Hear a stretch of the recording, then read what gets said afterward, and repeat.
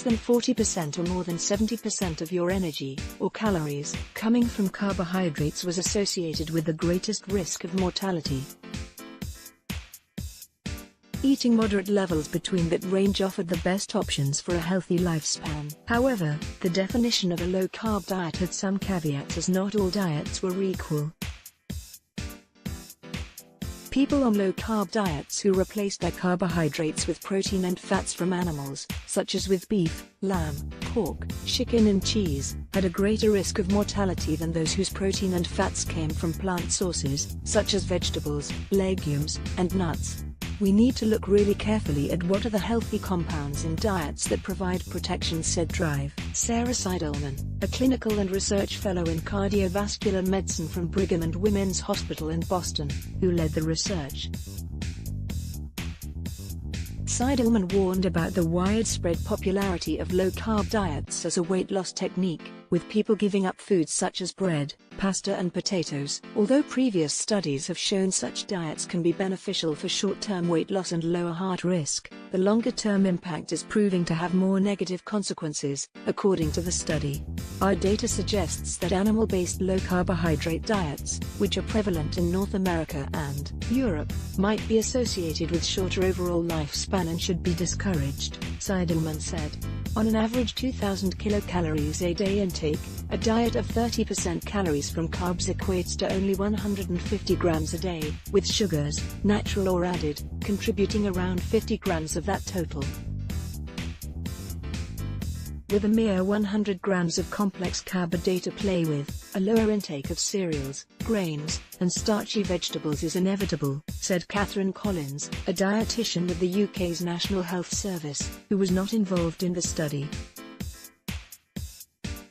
She added that such diets compromise the essentials of a healthy diet: dietary fiber to prevent constipation, support control of blood sugar and lower blood cholesterol levels. Government guidelines in countries like the UK already recommend at least a third of the diet should consist of starchy foods. The findings will disappoint those who, from professional experience, will continue to defend their low-carb cult, but contributes to the overwhelming body of evidence that supports a balanced approach to caloric intake recommended globally by public health bodies, Collins added. The team studied more than 15,000 people aged between 45 to 64 years from diverse socio-economic backgrounds across 4 regions of the United States. They then calculated average caloric intake and the proportion of calories coming from different food groups based on questionnaires the participants completed outlining the types of food and drink they consumed, portion sizes and how often they ate. They were then followed up for a median of 25 years, during which time, 6,283 people died. Added years. In addition to the finding an optimal range associated with a lower risk of early death, the team also calculated how many extra years a moderate carb diet could provide at certain ages. From age 50, the average life expectancy was an extra 33 years for people who ate carbs in moderation. This was 4 years longer than those on a low-carb diet, 29 years, and 1 year longer than those on a high-carb diet, 32 years, according to the study. The results were also combined with 7 other studies on carbohydrate intake among people in North American, European and Asian countries, which reveal similar trends in life expectancy. Seidelman, a clinical research fellow in Boston, revealed the added risk of replacing carbs with protein and fats from animals instead of plants. But the researchers recognized that their findings are purely observational at this stage and cannot prove a cause and effect of eating too little or too many carbohydrates.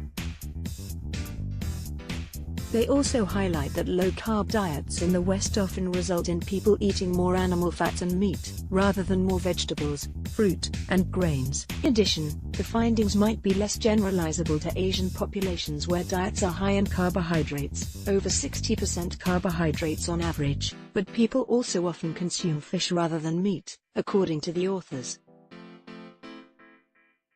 But experts in the field agree the findings are notable.